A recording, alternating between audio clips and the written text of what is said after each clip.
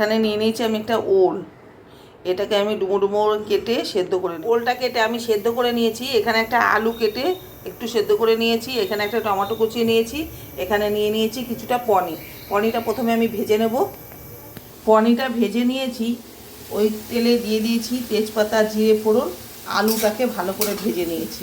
এবার দিয়ে দেবো ওলটা আর টমেটোটা।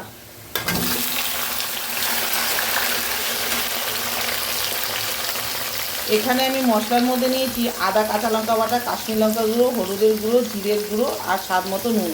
এই মশলাটা আমি দিয়ে দেবো। দিয়ে দেবো একটু জল।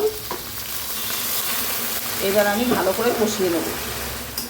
মশলাটা দিয়ে ভালো করে কষানো হয়ে গেছে। এবার দিয়ে দেবো ফুটিয়ে রাখা গরম জল।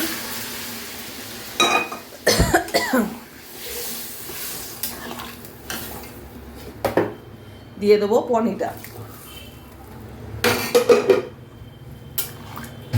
এবার একটু ফুটতে দেবো।